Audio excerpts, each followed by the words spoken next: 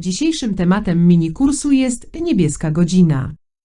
Z tego materiału dowiesz się, co to jest niebieska godzina, kiedy występuje i jak ją wykorzystać do własnych zdjęć. Czym zatem więc jest niebieska godzina? Jest to okres, w którym uzyskujesz na zdjęciu niebieskie niebo. Przed zachodem słońca masz złotą godzinę, a po zachodzie niebieską godzinę. Podobne okresy, ale w odwrotnej kolejności masz o wschodzie słońca. Warto je wykorzystać, ponieważ wybierając się wtedy na zdjęcia, możesz uzyskać ciekawsze kadry z lepszym światłem. Kiedy występuje błękitna godzina? Okres z niebieskim niebem trwa teoretycznie około godziny. Zaczyna się kilkanaście minut po zachodzie słońca. Drugą okazję na niebieskie niebo, tak jak już wspomniano, masz jeszcze przed wschodem słońca. Faktyczna długość tej godziny jest jednak uzależniona od pory roku oraz od szerokości geograficznej. Również kierunek fotografowania i zachmurzenie mają duży wpływ. Te czynniki decydują o tym, w jakich godzinach będziesz miał lub miała możliwość złapania tego błękitnego nieba. Po zachodzie słońca kierunek zachodni będzie jaśniejszy niż wschodni. Jeśli więc chcesz złapać więcej tego typu kadrów, możesz najpierw zacząć fotografowanie w kierunku wschodnim, bo tam wcześniej niebo robi się ciemne.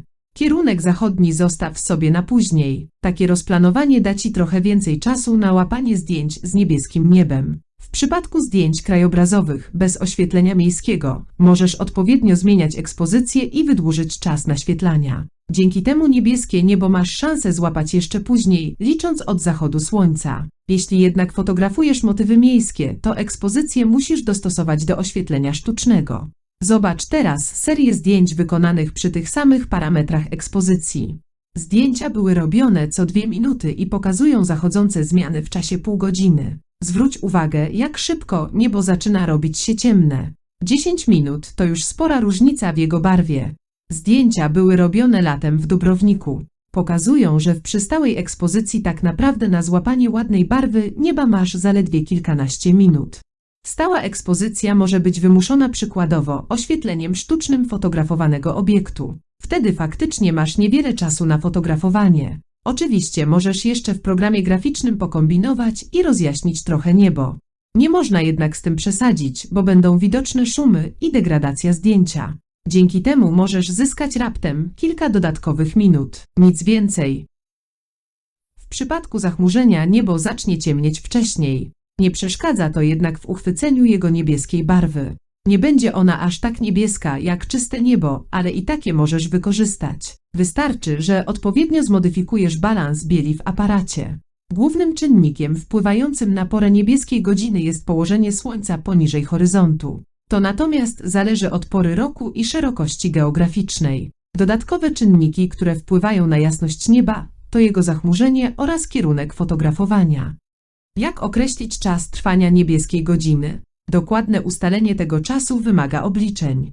Najczęściej bazują one na położeniu słońca poniżej horyzontu. Wyniki tych obliczeń są dostępne na dedykowanych stronach internetowych lub w aplikacjach na telefon. Przykład takiej strony i aplikacji znajdziesz we wpisie na blogu Fotografia dla ciekawych. Wpis wyszukaj za pomocą hasła niebieska godzina. Tak naprawdę jednak nie potrzebujesz znać dokładnych wyliczeń, ponieważ i tak nie uwzględniają one zachmurzenia oraz kierunku fotografowania. Wybierając się więc wieczorem na zdjęcia, dodaj kilkanaście minut do godziny zachodu słońca. Wtedy rozpocznie się niebieska godzina. Natomiast koniec fotografowania wyznaczysz na podstawie wykonanych zdjęć.